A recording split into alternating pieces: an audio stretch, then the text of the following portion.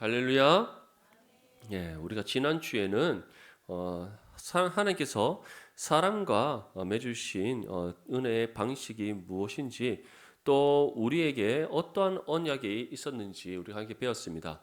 먼저 하나님께서 우리에게 언약을 맺어 주시기 위해 어떠한 방식을 취했다라고 우리에게 전하고 있습니까? 하나님께서 자발적으로 자신을 낮춰 주셨다.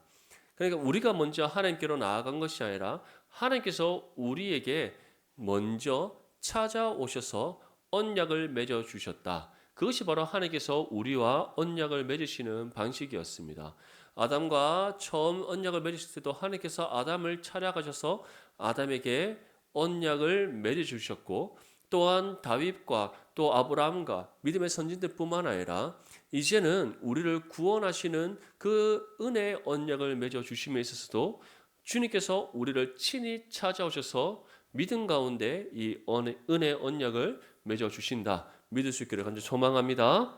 예. 그리고 우리에게 맺어진 언약에는 어떠한 것이 있습니까? 구원 이전에 아담과 맺었던 최초의 언약은 행위 언약이었다.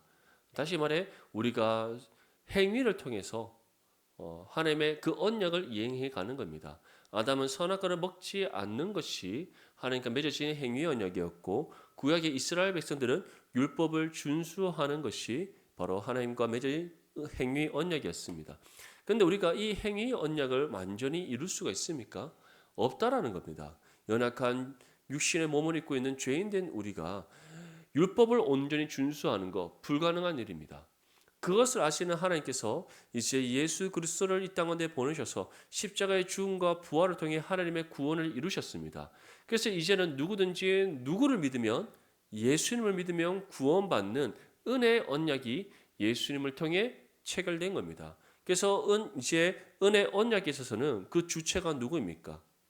바로 우리가 아니라 예수님, 우리의 유일한 중보자 되시는 예수님입니다. 그래서 우리는 예수님의 십자가의 공로를 힘입어 하나님 앞에 나아갈 수가 있고, 또 예수님의 그 십자가의 은혜와 공로로 인하여 우리가 믿음으로도 구원받는 겁니다. 이 믿음 가운데 정말 언제나 주님께 감사함으로 영광을 올려드리고, 또 이 받은 은혜에 합당하게 주의 말씀의 뜻을 따라 순종하며 살아가는 저와 여러분들 되시기를 축복합니다. 네, 오늘은 이어서 4항부터 6항까지 우리 함께 살펴보도록 하겠습니다. 4항의 1번입니다. 은혜 언약의 혜택은 무엇입니까? 은혜 언약의 혜택. 우리가 믿음으로 구원받는 이 은혜 언약의 혜택은 무엇인가? 우리 히브리서 9장 15절 말씀 함께 읽어보겠습니다. 시작. 이로 말미암아 그는 새 언약의 중보자시니 이는 첫 언약 때에 범한 죄에서 속량하라고 주구사 부르심을 입은 자로 하여금 영원한 기업의 약속을 얻게 하려 하심이라. 아멘. 자, 은혜의 언약의 혜택이 무엇입니까? 다른 것이 아니라 영원한 기업의 약속을 얻는 것이다. 영원한 기업의 약속. 자, 그렇다면 우리에게 주어진 영원한 기업의 약속은 무엇입니까? 한번 따라해 보십시오. 하나님 나라. 시작. 예, 그래서 우리는 거룩한 백성이요, 거룩한 하나님, 거룩한 백성이요, 또 하나님의 나라다라고 표현하고 있습니다. 이것은 곧 우리의 시민권은 이 땅에 있는 것이 아니라 어디에 있다는 겁니까? 하나님 나라에 있다는 겁니다. 우리는 무엇을 상속으로 받습니까? 하나님 나라를 상속으로 받습니다. 우리의 삶은 어디서 영원한 삶을 살아갑니까? 하나님의 나라에서 영원한 삶을 살아갑니다. 우리가 이 땅에서 하나님의 뜻을 이룸으로써 맺게 되는 그 모든 은혜의 열매들은 어디서 결실을 거두게 됩니까? 하나님의 나라입니다. 믿습니까? 그래서 우리는 영원한 하나님 나라의 기업을 약속으로 얻었다. 그래서 우리는 땅에 보물을 쌓는 것이 아니라 하나님 나라의 보물을 쌓아야 되고, 이 땅에 소망을 두는 것이 아니라 이미 우리가 영원한 기업의 약속을 받은 하나님의 나라의 소망을 붙잡고 살아가야 되는 겁니다. 이 사실을 기억하면서 영원한 하나님 나라를 꿈꾸며 살아가는 저와 여러분들 되시기를 축복합니다. 5항의 1번입니다. 은혜 언약은 신구약에서 동일하게 시행되나요? 우리 고린도 후서 3장 6절 말씀을 함께 읽겠습니다. 시작. 그가 또한 우리를 새 언약의 일꾼 되기에 만족하게 하셨으니 율법 조문으로 하지 아니하고 오직 영으로 함이니 율법 조문은 죽이는 것이요 영은 살리는 것이니라. 아멘. 자, 은혜의 언약은 신구약에서 동일하게 시행되었느냐? 아닙니다. 어떻게 시행되었습니까? 서로 다르게 시행되었다. 그래서 5항의 첫 번째 줄 밑줄에 어떻게 되어 있습니까? 서로 다르게 집행되었다. 왜냐하면 우리는 율법 조문으로 하지 아니하고 오직 영으로 합니다. 다시 말해 우리가 새 언약의 일꾼이 되는 것, 새 언약의 일꾼이 되는 것, 이것은 곧 하나님의 자녀가 되는 것, 복음의 증인으로서 부름을 받는 것, 정말 이 땅 가운데 하나님의 나라와 의를 이루는 삶으로 살아가는 것, 그 모든 것이 무엇으로 되지 아니하였다? 율법 조문, 행위 언약에서 비롯된 것이 아니다. 무엇으로 비롯되었다? 오직 성령으로 함이니, 다시 말해 우리가 은혜 언약으로 된 것이기 때문에 은혜 언약은 신구약에서 다르게 집행되는 겁니다. 다시 말해 구약에는 은혜 언약이 있습니까 없습니까? 구약에 은혜 언약이 있습니까 없습니까? 예, 없습니다. 은혜 언약은 예수님을 통해 새롭게 하나님과 체결된 언약이기 때문에 구약에서는 무엇이다? 율법의 준수를 통해 구원받는다는 행위 언약. 물론 하나님께서는 그러한 가운데서도 그들이 행위로 구원받을 수 없음을 아시기에 하나님 앞에 하나님께서는 그들의 믿음을 보시고 구원하셨습니다. 하지만 실제적으로 하나님께서 그들과 맺어진 언약은 무엇이었다? 율법의 준수로 구원받는 행위 언약이었다. 하지만 신약의 시대는 어떻습니까? 예수님을 믿음으로 구원받는 은혜 언약이고, 이 은혜 언약은 예수님의 십자가의 죽음과 부활을 통해 구원이 이루어짐으로써 체결된 언약입니다. 그렇기 때문에 신약과 구약에서의 언약은 다르다는 겁니다. 아멘. 그렇다면 우리는 구약의 믿음의 선진들이 받은 은혜가 큽니까? 우리가 받은 은혜가 큽니까? 네, 우리가 받은 은혜가 비교할 수 없습니다. 비교할 수 없다. 한번 우리 앞뒤 저로 한번 바라보면 인사할까요? 비교할 수 없습니다. 인사합시다. 시작. 비교할 수 없습니다. 우리는 그러한 은혜 속에 살아가고 있기 때문에 우리는 왜 엘리야처럼 불을 막 내리도록 하시지 않습니까? 이런 거, 그게 중요한 것이 아닙니다. 엘리야처럼 불 떨어지게 하면 뭐 합니까, 맞죠? 믿음 없으면 말짱광입니다. 우리는 그 불 떨어지는 것과 비교할 수 없는 무엇을 받았습니까? 성령을 받았습니다. 아멘. 하나님의 영이신 성령께서 우리 안에 임하셔서 함께 하시되 한 번 임하신 성령은 결코 우리를 떠나지 않습니다. 비교할 수 없는 은혜입니다. 모세가 막 홍해를 팍 갈랐는데 우리는 홍해 안 갈라도 홍해 안 갈라도 이미 구원받았습니다. 아멘. 매일 새벽같이 만나가 없어도 맞죠. 우리는 무엇이 있습니까? 영의 양식인 말씀의 만나가 매일 우리에게 주어집니다. 아멘. 그 만나 얻으려면 어떻게 되겠습니까? 따라합시다. 성경을 펴시다. 한 번 더 따라할 거예요. 성경 제발 읽읍시다. 꼭 이럴 때는 목소리가 아주 세밀하게 작아지는 은혜가 있습니다. 그러지 마시고 성경을 꼭 펴서 읽읍시다. 그럴 때 정말 이스라엘 백성들이 광야 생활 가운데 매일 새벽마다 주어서 얻었던 꿀과 같은 그 만나보다 비교할 수 없는 우리의 영의 약식인 하나님의 말씀의 은혜가 있는 줄 믿습니다. 아멘. 제가 반복적으로 말씀드리지만 그렇다면 이 은혜의 만나를 가장 확실하고 정확하게 받을 수 있는 때는 언제입니까? 새벽입니다. 한번 따라 인사합시다. 내일부터 꼭 깨웁시다. 시작. 이제 때마다 오는 것이 아닙니다. 이제 우리가 깨울 때가 왔습니다. 내일부터 뭐가 시작됩니까? 고난주가 특별 새벽 기도가 시작됩니다. 아주 중요한 기회의 때가 왔으니 기회를 탁 잡는 것이 지혜로운 사람입니다. 그래서 우리 모든 성도님들 내일부터 고난주가 특별 새벽 기도를 꼭 깨우시고, 그래서 그 새벽에 하나님께 주시는 말씀의 만나를 먹고 영이 건강해져가는 저와 여러분들 되시기를 축복합니다. 이처럼 은혜 언약은 신구약에서 다르게 집행되었다. 자, 그렇다면 이번에 은혜 언약은 누구를 예표하나요? 예. 5항의 두 번째 줄 한번 읽어볼까요? 시작. 그리스도를 예표한다. 그리스도를 예표한다. 그래서 고린도서 5장 7절 말씀에는 너희는 누룩 없는 자인데 새 덩어리가 되기 위하여 묵은 누룩을 내버리라. 우리의 유월절 양 곧 그리스도께서 희생되셨느니라. 은혜 언약이 누구를 예표하냐? 예표한다기보다는 은혜 언약의 주체가 누구냐라는 것을 뜻하는 겁니다. 결국 누가 언약의 주체인 겁니까? 누가 우리를 대신하여 하나님과 이 은혜 언약을 맺어 주신 겁니까? 예, 예수님이십니다. 이 은혜 언약을 하나님과 맺음으로써 우리가 은혜 언약 안에서 구원받도록 하시기 위해 예수님께서 우리의 모든 죄를 짊어지시고 십자가의 죽음을 감당하신 겁니다. 그리고 이시에 그 죽음을 이기시고 약속대로 3일 만에 부활하심으로써 구원을 이루신 겁니다. 믿습니까? 그래서 누구든지 예수를 믿지 않고서는 구원받을 수 없습니다. 예수님으로 말미암지 않고서는 하나님의 아들이라 일컬음 받을 수가 없습니다. 누구든지 예수님을 통하지 않고서는 하나님의 나라에 들어갈 수가 없습니다. 그래서 은혜 언약은 예수님을 예표하고 이 은혜 언약의 주체는 예수님인 겁니다. 그래서 오직 예수님, 솔라 크리스토스인 겁니다. 아멘.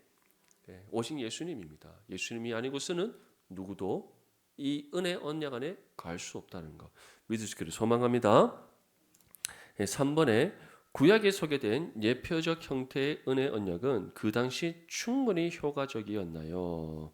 자, 우리 5항의 세 번째 줄 한번 읽어볼까요? 시작. 그 당시로는 충분하고 효과적이었다. 아멘. 구약에 소개된 예표적 형태의 은혜 언약이라는 것은 하나님께서 선지자를 통해서 메시아에 대한 예언을 계속 주셨습니다. 바로 그 말씀을 뜻하는 겁니다.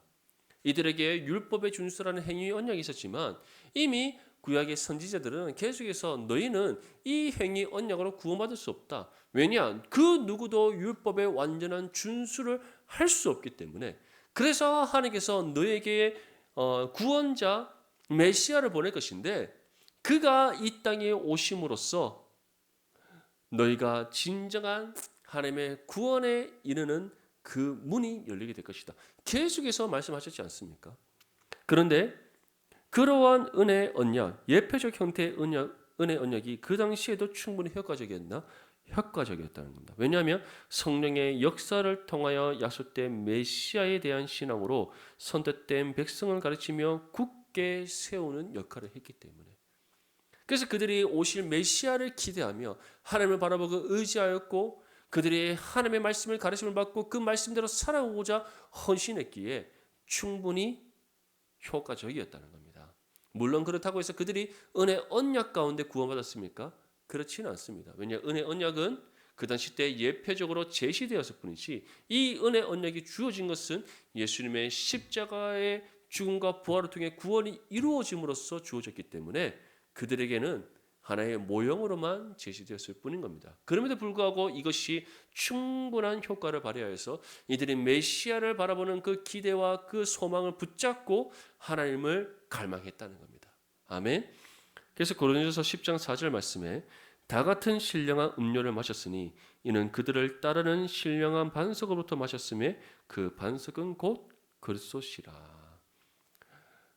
그래서 예수님께서는 이와 같이 말씀하셨습니다. 부활하신 이후에 예수님의 부활을 믿지 못하던 도마를 찾아가셔서 너는 나를 보기 때문에 믿느냐? 보지 않고 믿는 자가 어떻다? 복되도다. 중요한 건 구약의 이스라엘 백성들은 예수님을 보지 못했습니다. 하지만 반드시 이 땅 가운데 진정한 참 구원자이신 메시아가 오실 것임을 그들은 기대하고 소망했습니다. 그 기대와 소망 가운데 정말 하나님의 나라를 꿈꾸고 하나님을 믿고 의지하며 말씀 가운데 살아가고자 그들은 수고하고 헌신했습니다. 하나님께서는 그 믿음을 보시고 그들을 구원하신 겁니다.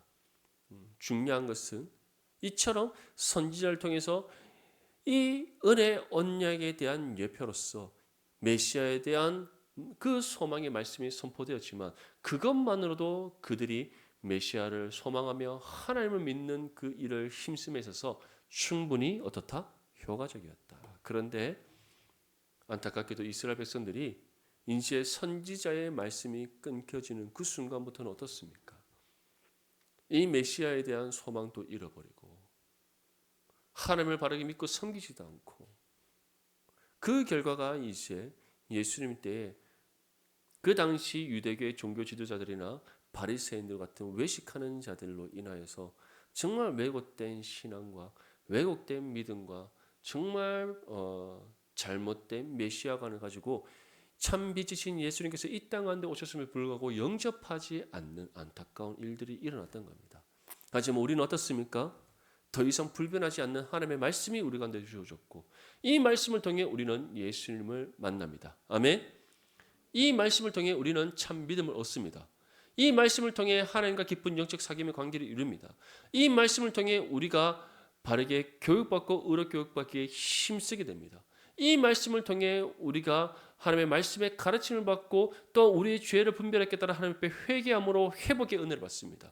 이 말씀을 통해 우리가 생명의 양식을 얻어 우리 영혼이 강건해집니다. 이 모든 것이 예수님의 그 안에서 은혜 언약 가운데 주어지는 은혜의 혜택이라는 것 믿을 수 있기를 소망합니다. 그런 의미에서 우리가 얼마나 큰 은혜 가운데 있습니까? 비교 불가한 세상의 그 어떤 것과도 비교 불가한 은혜입니다. 한번 생각해 보십시오. 우리가 이 땅에서 뭐 1억 천금이 주어진다 할지라도 죽으면 어떻습니까? 다 휴지 조각입니다.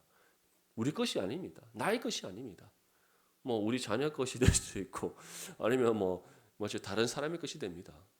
그렇다고 우리가 이 땅에 살아가는 동안에도 그것이 영원한 나의 소유가 될 수 있습니까? 아닙니다. 언제 어디서 도둑이 구멍을 뚫고 도둑질 해갈지 모릅니다. 그러면 육신의 건강은 영원합니까? 아닙니다. 나이가 들면 육신의 건강도 노쇠하기 마련입니다.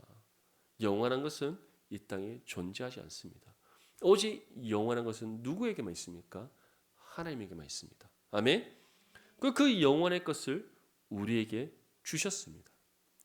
그것을 받았다는 믿음이 우리 가운데 있다면 어떻게 이 땅의 소망을 두고 살아갈 수가 있겠습니까?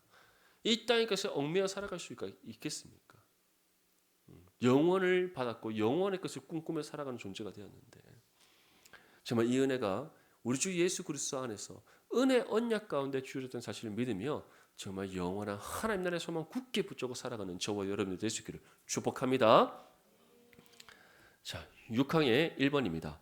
신약에서 시행되는 은혜 언약의 방식들은 무엇인가요? 우리 첫 번째 줄을 한번 읽어보겠습니다. 시작. 설교와 세례와 주의 성찬의 성례전. 아멘.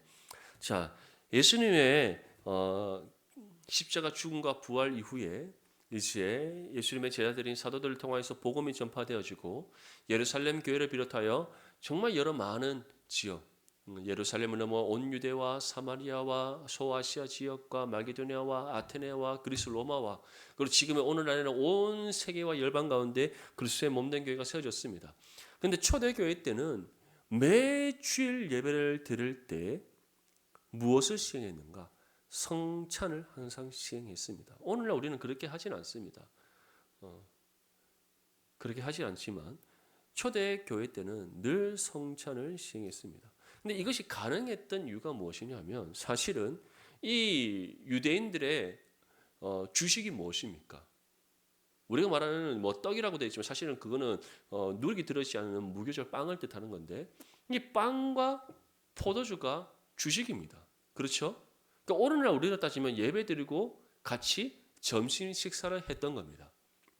그런데 그것을 이제 성만찬의 그런 성찬의 의식을 따라서 규례를 따라서 그들이 행했던 겁니다. 그래서 그들이 예배를 드리고 말씀의 가르침을 받고 난 이후에 그들이 함께 떡을 나누고 잔을 나누면서 예수님께서 우리를 위해 감당하신 그 십자가의 은혜에 감사하고 또 그 십자가의 은혜를 마음에 새기고 또 우리가 그 고난에 참여하는 삶이 되고자 그들이 결단하는 은혜의 시간을 가졌던 겁니다. 그러니까 우리는 요즘 빵이 주식입니까? 포도주가 주식입니까? 아니잖아요. 맞죠? 우리나라는 주식이 밥이지 않습니까? 쌀밥이지 않습니까? 예, 이 문화가 다른 겁니다. 문화가 다릅니다. 그래서 종교개혁 시대 때는 이 성찬에 대해서 이렇게 규정을 하는 겁니다. 성찬이 오늘날 우리의 예배에 있어서 아주 중요한 성례전이지만 이것을 우리가 매주일 드리기에는 여러 가지 많은 또 문화적인 차이와 또 이런 사회 또 성례전에 대한 변화에 따라서 할 수 없기 때문에 어떻게 하는 것이 좋다? 가급적이면 자주 시행하는 것이 은혜롭다. 그래서 종교개혁자 칼빈은 매월 마지막 주에 늘 성찬을 집행했습니다. 지금 또 유럽에는 그렇게 성찬을 자주 집행하는 교회들이 있습니다. 지금 우리는 어떻게 합니까? 각각의 정확하게는 우리가 종료주의라든지 또는 우리가 성례식을 행할 때 성찬을 집행하고 특별히 우리 뭐 크리스마스 때 맞죠? 성탄 감사 예배 때 또 우리가 성찬을 시행하고 이렇게 하지만 할 수 있다면 우리도 자주 뭐 분기별 한 번씩이라든지 이렇게 자주 하면 좋습니다. 왜냐하면 오늘 또 우리가 성찬을 함께 참여하니까 어떻습니까? 아주 은혜가 넘치지 않습니까? 맞죠? 떡을 먹으면서 기도하는 가운데 우리를 위하여서 십자가의 고난과 형벌과 그 몸을 찢으신 주님의 그 희생과 헌신을 우리가 생각하면 저절로 막 은혜가 솟구치지 않습니까? 잔을 함께 나누면서 주님께서 우리를 위해 십자가에서 피 흘리신 그 희생과 헌신을 생각한다면 주님의 그 사랑을 생각한다면 얼마나 은혜가 넘칩니까? 그래서 이 성찬이 중요한 겁니다. 그런데 이 주의 성찬과 성례전보다 더 우선되는 것이 있다라는 거죠. 그게 무엇이다? 설교, 말씀의 선포와 가르침입니다. 그래서 신약에서 시행되는 은혜 언양의 방식에서 가장 확실하고 효과적이며 주된 것은 무엇이다? 하나님의 말씀의 선포와 가르침입니다. 믿을 수 있기를 소망합니다. 아멘. 그래서 마태복음 28장 19절에 보면 우리 함께 읽어보겠습니다. 시작. 그러므로 너희는 가서 모든 민족으로 제자로 삼아 아버지와 아들과 성령의 이름으로 세례를 베풀고. 아멘. 여기서 첫 번째가 뭡니까? 모든 민족을 제자로 삼아라. 제자로 삼기 위해서는 무엇을 해야 됩니까? 복음을 전하고 말씀을 가르치는 겁니다. 이것이 항상 우선입니다. 그래서 모든 교회에 우리 예배의 예전에 있어서 가장 중심이요 또 가장 핵심이 되는 것은 무엇입니까? 말씀의 선포와 가르침이 설교인 겁니다. 그래서 예배의 부름과 시작은 설교를 향해서 가고 또 설교는 무엇을 향해 갑니까? 성도들의 삶을 향해서 나가는 겁니다. 그래서 설교가 모든 예배의 중심에 있는 겁니다. 그리고 가장 많은 시간을 설교가 할애하는 이유 또한 말씀의 선포와 가르침이 예배의 예전에 있어서 가장 중요하고 핵심이기 때문에 그렇습니다. 예수님의 사역에서도 마찬가지죠. 예수님께서 모든 공생의 사역 중에서 가장 핵심이자 중심이 되는 것은 무엇입니까? 말씀을 전하고 가르치신 것. 바울이 감당한 그 복음 사역에 있어서 가장 핵심이자 중심이 되는 것은 무엇이었습니까? 말씀을 전하고 가르치는 것. 아멘. 그래서 우리 내당 중부교회는 정말 말씀 가운데 든든히 세워져가는 교회 공동체가 될 수 있기를 바랍니다.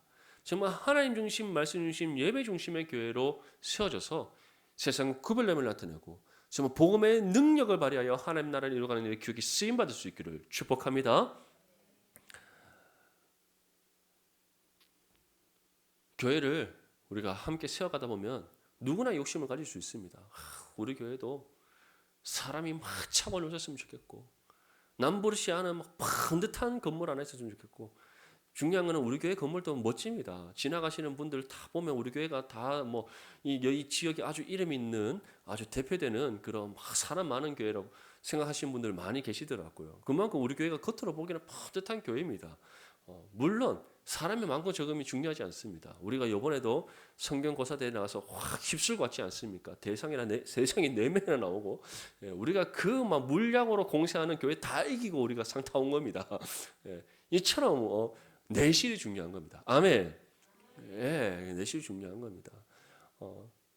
우리도 근데 사람은 욕심이 있기 때문에 어느 큰 교회처럼 우리도 막 마당 넓은 뭐 그런 교회가 됐으면 좋겠고 이런 생각 다 할 수 있습니다. 하지만 예수님은 교회는 건물이 아니라고 하셨습니다. 예수 그리스도 안에서 한 믿음 안에서 한 몸을 이루는 것이 교회입니다. 그렇기 때문에 숫자의 많고 적음이 중요한 것이 아니라 우리가 말씀의 반석 위에 든든하고 거룩하게 세워져 가는 것이 중요합니다. 속도는 느릴지 모르나 성장은 더딜지 모르나 그것이 가장 확실하고 건강하게 교회를 세워나가는 방법이라는 사실을 믿을 수 있기를 소망합니다. 그래서 우리가 더욱더 함께 힘써서 말씀 가운데 교회를 세워나갈 수 있기를 축복합니다. 이번에 신약에서 시행되는 은혜 언약의 방식들은 그 수가 적은데 충분히 효과적인가요? 우리 6항의 두 번째 줄을 한번 읽어보겠습니다. 시작. 더욱더 충분히 명확히 그리고 영적으로 효력 있게 제시되니. 아멘. 신약에서 시행되는 은혜 언약의 방식들은 결국엔 두 개입니다. 말씀과 성례입니다. 세례와 주의 성찬은 어디에 포함되는 겁니까? 성례에 포함되는 겁니다. 그래서 우리가 오늘 또 성례식이라고 하지 않습니까? 학습, 입교, 세례와 같은 세례와 성찬이라고 해서 성례입니다. 예, 거룩한 예시라고 해서 성례입니다. 이 성례식 안에 세례와 성찬이 포함됩니다. 결국에는 말씀과 설교와 성례인데 구약의 이스라엘 백성들이 드렸던 제사와 한번 비교해 보십시오. 얼마나 많은 제사가 있습니까? 속죄제, 번제, 화목제, 얼마나 많습니까? 속건제. 그리고 절기에 따라서 드리는 또 의식들은 얼마나 많습니까? 그리고 그 제사를 드림에 있어서 드릴 수 있는 제물과 드릴 수 없는 제물이 있고 각 제사마다 드려야 되는 제물이 있고 드리지 말아야 될 제물이 있고 그리고 제사장이 입어야 되는 옷이 있고 입지 말아야 되는 옷이 있고 이 거룩한 또 의식을 치름에 있어서 이스라엘 백성들이 자신을 성결하게 함에 있어서도 그 방식들이 각양각색으로 다 다릅니다. 오늘날 이 바쁜 현대시대 때 그거 한번 해보라고 해보십시오. 할 수 있겠습니까? 불가능한 겁니다. 맞죠? 불가능한 겁니다. 그런데 중요한 것은 그렇다면 이스라엘 백성들은 시간이 남아 돌아서 그거 다 감당했습니까? 못했다는 겁니다. 못했다는 거예요. 결국 실패를 보여준 겁니다. 그것이 무엇을 우리에게 말씀하고 있는 겁니까?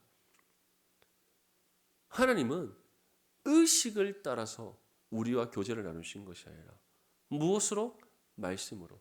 그래서 하나님께서는 모든 의식들이 있었지만 그것은 하나님 앞에 그들의 삶을 드리는 하나의 방식으로 의식이 있었지만 하나님께서는 항상 이스라엘 백성들과 교제를 나눌 때는 무엇을 교제를 나누셨습니까? 말씀입니다. 아멘. 그래서 구약의 모든 율법의 의식에 있어서 그 중심이자 핵심은 말씀이었습니다. 그런데 왜 이스라엘 백성들이 실패했는가?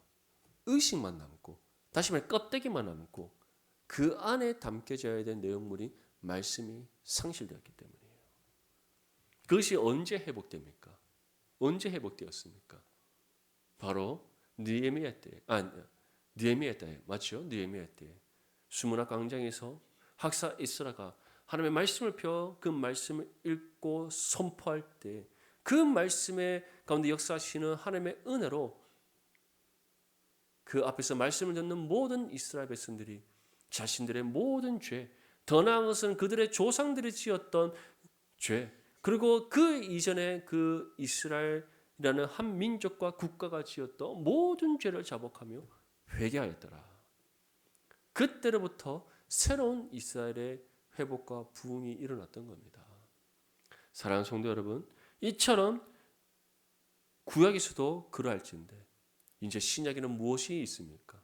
오직 말씀. 아멘. 그래서 오직 성경입니다. 종교개혁가들이 내세웠던 5가지의 슬로건에 있어서 그 첫 번째가 바로 솔라 스크립투라, 오직 성경. 그 다음이 솔라 피데, 솔라 크리스토스, 그리고 솔라 그라티아, 솔리데오 글로리아. 이처럼 오직 성경 말씀인 겁니다. 그래서 우리 모든 성도님들은 정말 신약에서 시행되는 은혜의 언약의 방식, 그 중에서 가장 핵심인 하나님의 말씀을 날마다 주여로 묵상하여서 하나님께서 우리에게 주시는 충분하고 명확하고 영적으로 혈력 있는 이 은혜를 날마다 받고 누릴 수 있기를 축복합니다. 마지막 3번에 구약과 신약에서 은혜 언약이 다르게 시행된다면 두 언약은 다른 것인가요? 자, 우리 마지막 6항의 마지막 줄 한번 읽어봅시다. 시작. 하나의 동일한 은혜 언약이 다양한 경륜들로 나타난 것이다. 아멘. 결국 행위 언약도 무엇에 포함된다는 겁니까? 은혜 언약 안에 포함된다는 겁니다. 왜냐하면 행위 언약은 결국 은혜 언약으로 나아가는 하나의 과정 속에 있는 겁니다. 행위 언약이 다르고 은혜 언약이 다른 것이 아니라 은혜 언약이라는 큰 테두리의 범주 안에서 행위 언약은 하나의 그 과정에 포함되는 겁니다. 그래서 하나님께서는 이 행위 언약을 통해서 반드시 은혜 언약이 있어야 됨을 보여주는 것이고, 또 이 행위 언약이 주어진 이스라엘 백성들에게도 결국에는 하나님께서는 은혜 언약의 예표를 통하여서 그들이 은혜 언약 안에서 구원받음을 보여주셨던 겁니다. 그리고 이 은혜 언약이 이제 완전하게 체결된 이 신약의 시대를 살아가는 우리는 이 은혜 언약 안에서 모든 것을 받고 누리는 삶을 살아가고 있습니다. 그 사실 우리가 온전히 믿고 항상 하나님께 감사함으로 영광을 올려드릴 수 있기를 간절히 소망합니다. 그래서 우리가 사도행전 15장 11절 말씀 함께 읽겠습니다. 시작. 그러나 우리는 그들이 우리와 동일하게 주 예수의 은혜로 구원받는 줄을 믿노라 하니라. 아멘. 이 말씀이 언제 주어졌습니까? 예루살렘 첫 번째 공예에서 그 이방인들이 할례를 받아야 되느냐 받지 않아야 되느냐, 율법을 준수해야 되느냐 준수하지 않아야 되느냐, 다시 말해 할례를 받은과 율법의 준수가 구원과 상관이 있느냐 없느냐, 이 문제로 예루살렘 공예가 이루어졌는데 그때 베드로가 무엇이라고 말합니까? 아니다. 할례를 받고 율법을 준수하는 것이 구원과 아무런 상관이 없다. 그들이나 우리나 무엇으로 구원받는다? 오직 예수를 믿는 단 하나의 동일한 방법으로 구원받는다. 아멘. 마찬가지로 구약의 이스라엘 백성들도 율법의 준수로 구원받았습니까? 아닙니다. 그 실패했습니다. 무엇으로 구원받았습니까? 하나님을 믿음으로 구원받았습니다. 아멘. 예, 하나님을 믿음으로 구원받았습니다. 아브라함도 하나님을 믿음으로 구원받았고 이삭도 하나님을 믿음으로 구원받았습니다. 그래서 아브라함의 무엇입니까? 믿음의 조상이라고 부름을 받는 겁니다. 그러면 아브라함은 언제부터 하나님을 믿었느냐? 언제부터 믿었습니까? 하나님이 아브라함과 언약을 체결하실 때, 이삭을 제물로 바치려 할 때, 바치고자 했을 때? 아닙니다. 이삭을 하나님이 얻었을 때? 아닙니다. 할례에 대한 준수를 처음 받았을 때? 아닙니다. 갈대 우르에서 그를 부르실 때부터입니다. 그때부터 믿음이 없었다면 아브라함은 갈대 우르에서 하나님께서 가라 명하신 가나안 땅으로 갈 수가 없었습니다. 그렇다면 아브라함이 처음부터 스스로 하나님을 향한 믿음을 받았는 겁니까? 아니면 하나님이 부르심으로 그가 하나님부터 믿음을 얻어 순종했던 겁니까? 하나님께서 부르실 때에 하나님께서 그에게 믿음을 주심으로 순종하여 가나안으로 가게 하셨다는 것, 믿을 수 있기를 소망합니다. 이처럼 구약이나 신약이나 무엇으로? 믿음으로 구원받습니다. 아멘. 그래서 두 언약은 다른 것이 아니라 하나의 은혜 언약이라는 큰 테두리 안에 이 행위 언약도 하나의 과정으로 포함되어 있다라는 것. 그리고 이 은혜 언약은 구약에도 이미 예표적으로 하나님께서 보여주셨다는 것. 단지 그것이 누구를 통해 성취되었다? 우리 주 예수 그리스도를 통해 성취되었다. 믿을 수 있기를 소망합니다. 오늘 우리가 이처럼 하나님께서 살아가며 하나님의 언약에 대해서, 특별히 은혜의 언약에 대해서 구체적으로 함께 살펴봤습니다. 우리가 이 은혜의 언약을 통해서 분명하게 우리가 마음속에 새기며 가야 될 것은 이 은혜의 언약이 우리 주 예수 그리스도 안에서 하나님의 은혜의 선물로 주어졌다는 것. 그리고 이 은혜는 세상에 어떤 것과도 비교할 수 없는 가장 귀하고 값진 은혜라는 것. 그래서 우리는 이 은혜에 비친 존재로서 하나님께 감사함으로 영광을 올려드리고, 또 말씀을 통해 말씀의 뜻을 따라 순종하여 하나님의 마음에 합한 믿음의 삶을 살아가야 된다는 것. 이 의무와 책임을 믿음으로 힘써 감당하여 하나님으로부터 칭찬받는 저와 여러분들의 삶이 될 수 있기를 주님의 이름으로 축복합니다.